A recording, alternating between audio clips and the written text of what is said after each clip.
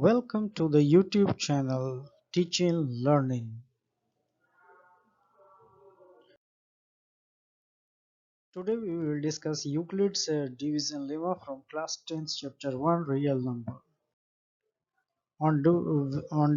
Before discussing Euclid's division lemma, we will explore some aspects of division. To understand the division, let's take an example. When a bigger integer 4 is divided by another positive integer 1, which is smaller than 4, uh, we get one pair of positive integers, that is one is called quotient and another is remainder. On dividing 4 by 1, we get 4 as quotient and 0 as remainder. In this example, the divisor is denoted by B and the dividend is denoted by A. So for any two numbers on division, we get one pair of integers Q and R. So let's take another example. When 4 is divided by 2, we get 2 as quotient and 0 as remainder. Uh, let's take another example. When 4 is divided by 3, we get 1 as quotient and 1 as remainder. In all these examples, we can notice one important point, that is in all these cases R is less than B. Here R is 0, it is less than 1. Here R is 0, it is less than 2. Here R is 1, it is less than 3. So on division, we always give the remainder less than the divisor. Here remainder is R and divisor is B. So again, let's another example. In this example, the division works the same works on the same pattern, and here also the remainder is lesser than the divisor. So here in all these examples, R is less than B. R is less than B. So the noticeable point is that R is less than B. Before moving further, two more points is noticeable, that R starts from 0. First one is the value of R is 0. So it starts, the value of R can start from 0, and it is always less than B. Another noticeable point is that R can be greater than 0, R can be equal to 0. You can see here R is 0 and R must be less than B. So all these 3 points, R is equal to 0, R is greater than 0 and R must be less than B. All these 3 points is summarized in a mathematical statement here. R is greater than equal to 0 and less than equal to B. This so first noticeable condition we get is that R is less than B and R is greater than equal to 0.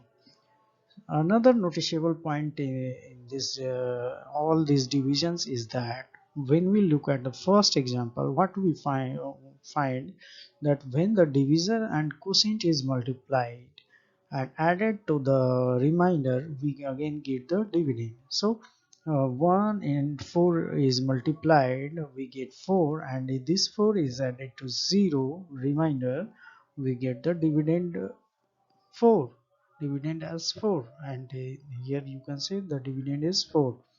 So when we when we multiply B and Q and add it to remainder, we get the dividend.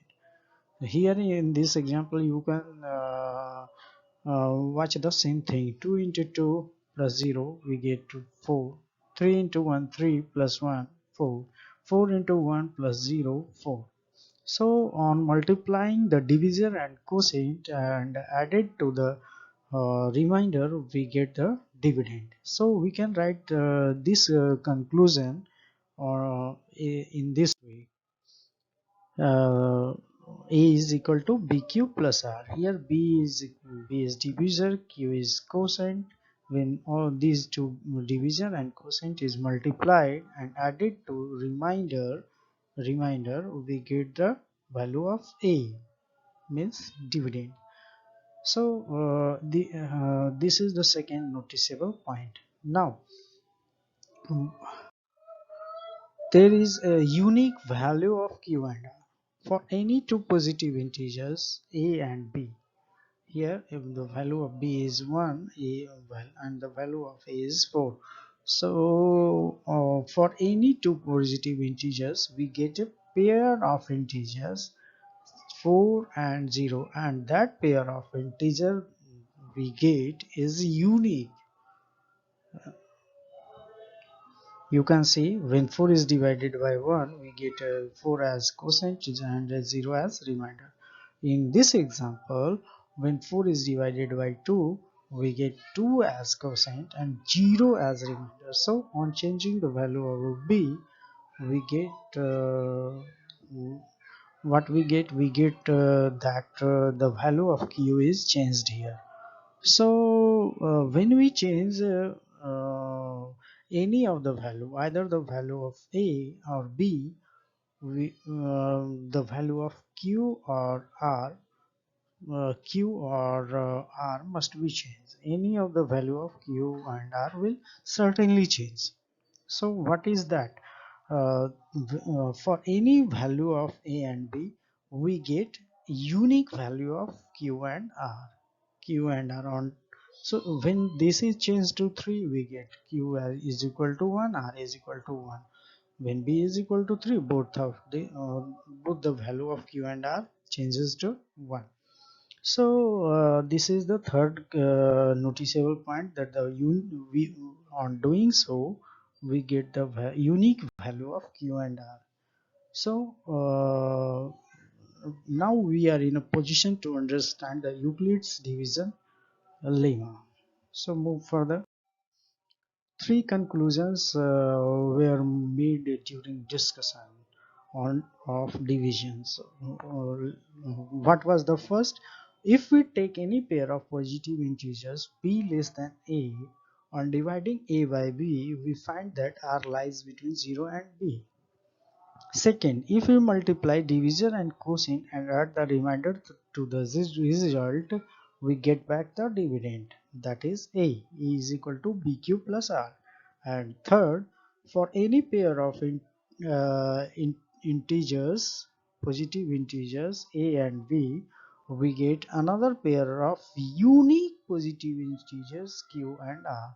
So noticeable point is that unique, we get unique positive integers.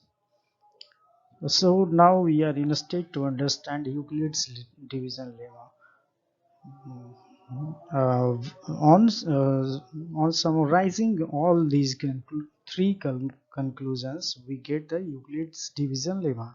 And Euclid's division lemma states that given positive integers a and b, there exist unique integers q and r satisfying a is equal to bq plus r, and the first conditions, r is less than b and it should be greater than 0 or equal to 0.